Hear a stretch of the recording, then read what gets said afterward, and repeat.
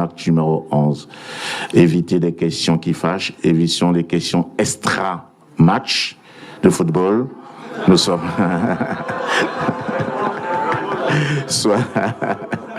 Voilà. Le plus important, c'est le football.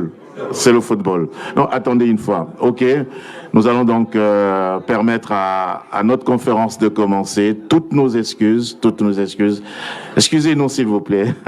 Excusez-nous. Nous avons déjà quelques minutes de retard. Nous allons donc commencer. Coach, vous êtes arrivé à San Pedro depuis quelques jours avec votre équipe. Quel est l'état d'esprit de votre groupe et comment vous vous sentez ici aujourd'hui dans cette ville? En arabe? Non, en français. Vous voulez répondre en arabe? Ah, ok, d'accord. Ok, il n'y a pas de souci, non. Ouais. D'accord.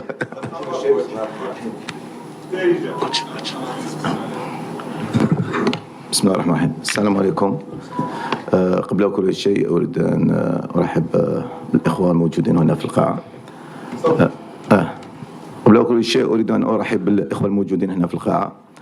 ويعني باش يعني شفت باللي كانت الأسئلة كلها باللغات أخرى، قلت من الأحسن باش نتكلموا بالدارجة وكل واحد يفهم وكل واحد ينقل الخبر على حسب المقولة تاعي والأقوال تاعي. نحاول.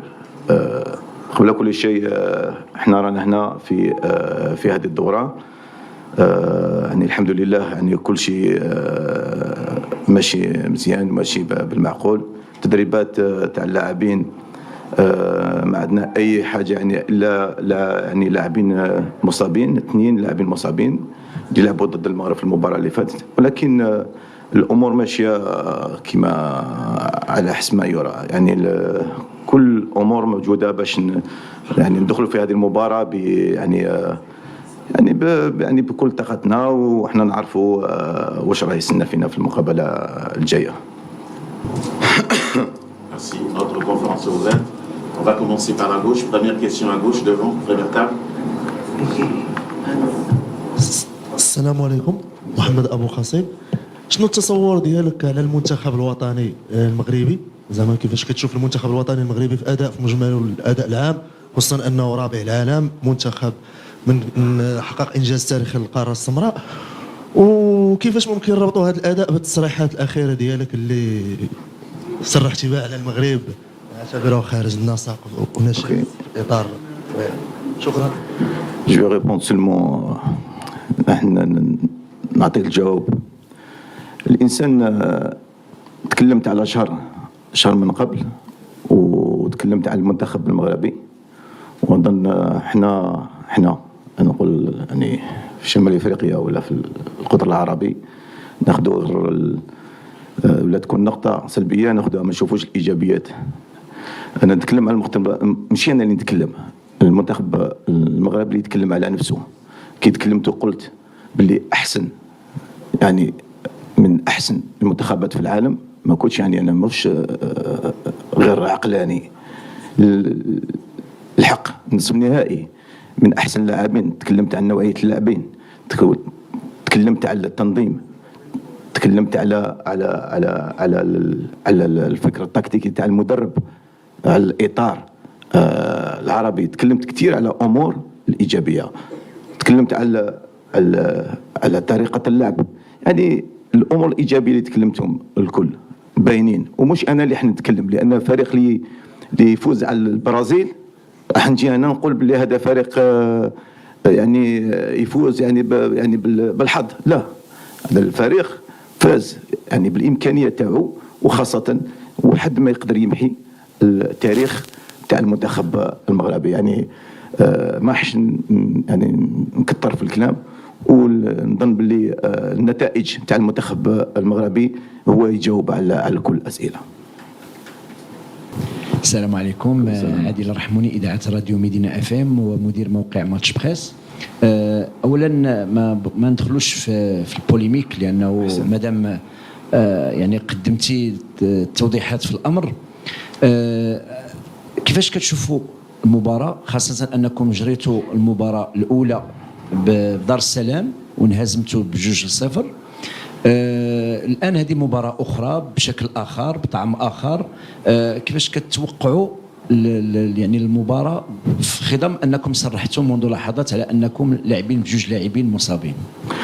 شوف صحيح احنا عندنا حظ، نقول عندنا حظ وما عندناش ماشي محظوظين. يعني طحنا مع منتخب اللي تقابلنا معاه في تصفيات كاس العالم ويعني في كاس افريقيا. يعني من الصعب تلعب منتخب كبير مثل المنتخب المغربي في مباراتين. يعني بعد المباراه اللي فاتت نزيدوا نلعبوها الان. يعني حتى اللاعبين ربما مازال ما حطوش من السماء. يعني كان لاعبين محليين، عندي لاعبين محليين ولعبوا ضد لاعبين كبار اللي ممكن يعني يتبعوهم على الشاشه يعني في الانديه الكبيره. يعني من الصعب يعني تتحكم في كل الامور هذه، ولكن احنا واعيين باللي عندنا مهمه هي يعني بظهور وجه مشرف امام منتخب كبير، وكل لاعبين يحترموا هذا المنتخب. ولكن كما قلت من قبل لازم نكونوا في هذا الحفل يعني باش نبينوا يعني القدرات تاعنا، ويعني واش هي الصوره اللي تكون في المستقبل لهذا المنتخب. Merci. Le micro est par là. Vous vous présentez, vous posez votre question, s'il vous plaît. داكور. اسماعيل الصفراوي المغربي اليوم. كوتش عادل، صراحه التصريحات اللي دليتي بها مؤخرا هي تصريحات خطيره. لنكون صراحه، تكلمتي على ان ما تقولش خطيره ما تقولش خطيره، لان ولا قولها فرونسي ولا قولها باش الناس يعني خطيره. تكلمتي على ان المنتخب المغربي كيختار الاوقات ديال المقابلات ديالو، تكلمتي على ان المنتخب المغربي والجامعه كتحكم في الكاف، وهذه تصريحات خطيره. اليوم اعتقد على ان لا ما تدخلش، خليني نواجبك، ما تروحش بعيد، ما تروحش بعيد، خليني نواجبك. اعتذار واما انك تعطي دليل. معلش في محكمه. S'il vous plaît, coach, excusez-moi. S'il vous plaît, vous posez votre question et vous laissez. J'étais en train de poser la question. Attendez, je vous explique. C'est pas un dialogue entre vous et le coach. C'était une question. إذا نرجع. واش عندكم دلائل على تصريحات ما فهمتش. او لا؟ اليوم غادي تقدموا اعتذار؟ لا شوف ماشي شوف. هذا السؤال صريح. كاين نهضر على كل اتحاديه. ما تقلق صاحبي. استغفر. Derrière, posez directement la question, le coach répond. C'est pas un dialogue, s'il vous plaît. ما تقلقش. Allez-y, coach. شوف كيتكلم على قوة تاع اتحادية، تتكلم على تنظيم. ما تاخذهاش بالنقص. هذه واحدة. ثانيا تحب تأول سؤال إلى جواب آخر أنت حر. احنا تكلمنا وكل اتحادية تقدر تغير حاكم في المباراة يعني على حسب قوانين. هذا ما نعرف ولا ما نعرفش القوانين، حاجة واحدة أخرى نتعلمه. ولكن كيتكلم على تنظيم، تكلم على منتخب اللي راه قوي كما كانت مصر من قبل، كما كانت تونس من قبل، كما كانت الانديه المنتخبات اخرى. الانسان ما ياخذش الا السلبيات ويعاود يديرها تاويل اخر. انا هذه اللي حبيت نقصد. تفضل. Merci, on va prendre 2 dernières questions pour le coach, ici devant. Non, il n'y a pas de problème. بعدين مش مشكلة. C'est bon? C'est bon, je pose la question? Oui. كوتش السلام عليكم. من زمان ناس موقعي مع 24 تي في. كوتش انت صرحتي بان احنا اخوه وكاين علاقه كتربطنا، لكن الغريب انكم مره كتبدوا الجامعه لقجع الكولاسه. واش لقجع هو اللي سجل المره اللي دازت على تنزانيا؟ لا ما نتكلموا على رئيس تاع اتحاديه، نتكلموا على مباراه. انت دخلت على طول على امور هذه خارجه السؤال هذا خارجه.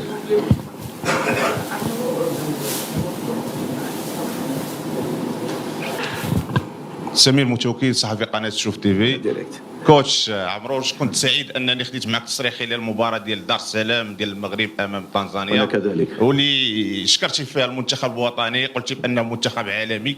لكن المداخله ديالك الاخيره ذكرتي ان المنتخب الوطني ما كيستعدش فقط في القوه ديال العناصر ديالو والمستوى ديالو. تكلمتي على الكولاسات، تكلمتي على عده امور، تكلمتي على ان التوقيت ديال المباريات المنتخب الوطني هو اللي تيختاروا. خليني غير نكمل لا كيسيون ديالي ومرحبا. اليوم خاصة قال لك اسمح لي، وخاصة قال لك يعني كمل. غير نكمل. تفضل سي. في البدايه ديال المداخله ديالك في بلاصه ما انك تقارن يعني الكره ما بين تنزانيا والمغرب، قارنتي الكره في شمال افريقيا. واش بغينا نعرفوا السي عمروش واش المدرب الان ديال منتخب تنزاني اللي كينتمي غرب جنوب افريقيا او انه ما كيدرب تخرجش شمال افريقيا. قعد في السؤال تاعك خويا حول ولا قوة. نقول لك عاود لي السؤال دوك. احنا هضرنا شوف هضرنا وكان الجواب تاعي في الاسئله اللي طرحت من قبل. هضرت على جو بونس يعني في كيسيون تاع كولابوراسيون ما تلقاش مدرب اللي كان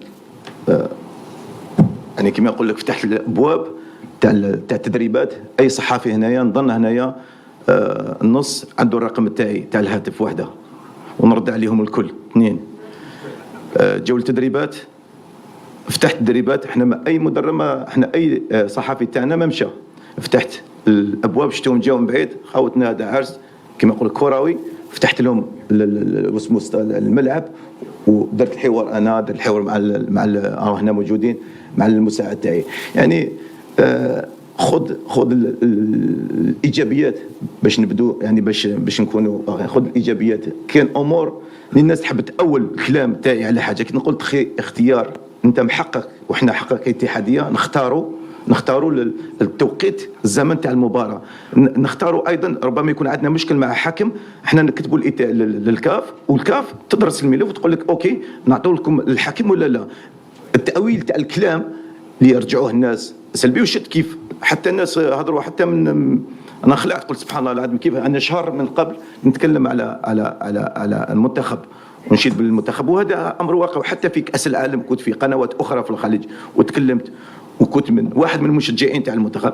واليوم يعني بعد ليله من عشيه ضحى يعني انقلبت الامور هكذا. لا احنا ما ناش في هذاك. احنا نقعدوا رياضيين ونحبوا الكره ونشجعوا اللعب الجميل كما المنتخب المغربي راه يعني شرف الكره الافريقيه.